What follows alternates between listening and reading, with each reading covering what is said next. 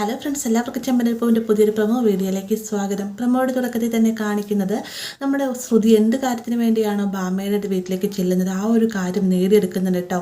തനിക്കൊരു കോള് വന്നു എന്ന് പറഞ്ഞുകൊണ്ട് തന്നെ മുകളിലത്തെ നിലയിലേക്ക് സംസാരിച്ച് ചെല്ലുന്ന ശ്രുതി ബാമയുടെ റൂമിൻ്റെ ഷെൽഫിൽ നിന്ന് ചന്ദ്രയ്ക്ക് വക്കീൽ കൊടുത്തിരുന്ന 2 ലക്ഷം രൂപ എടുത്തുകൊണ്ട് പോകുന്നുണ്ട്. തന്നെ നമ്മുടെ രേവതി പുതിയൊരു ബിസിനസ് സ്റ്റാർട്ട് ചെയ്യുന്നതിന് വേണ്ടിയിട്ട് ചെറിയൊരു ആഡൊക്കെ പോസ്റ്റ് ചെയ്യണമെന്ന് വർഷ പറഞ്ഞത് പ്രകാരം റെഡിയായി നല്ല സുന്ദരിയായിട്ടൊക്കെ വരുന്നുണ്ട്. അതേ രീതിയിൽ തന്നെ ഒരുപാട് ഫോട്ടോഷൂട്ടുകൾ എടുക്കുന്നുണ്ട്. അതുപോലെ തന്നെ മൂൺ വാക്ക് ചെയ്ത് വർഷ കാണിക്കുന്ന സമയത്ത് അതേ രീതിയിൽ തന്നെ രേവതി നടന്നു വരുന്നതൊക്കെ ഉണ്ട്. അങ്ങനെ കുറേ നേരം ഫോട്ടോഷൂട്ട് കഴിഞ്ഞ് കഴിയുമ്പോൾ രേവതി പറഞ്ഞു മതി സച്ചിയേട്ട കുറേ ആയില്ലേ എന്നും പറഞ്ഞുകൊണ്ട് രേവതി പോകാനിരിക്കുന്ന സമയത്ത് അവിടെ നിൽക്കുക എന്ന് പറഞ്ഞുകൊണ്ട് രേവതിയുടെ കൈകളിൽ പിടിച്ച് വലിക്കാണ്ട് പെട്ടെന്ന് തന്നെ സച്ചിയുടെ മേത്തേക്കായിട്ട് രേവതി വീഴുകയും ചെയ്യുന്നുണ്ട്.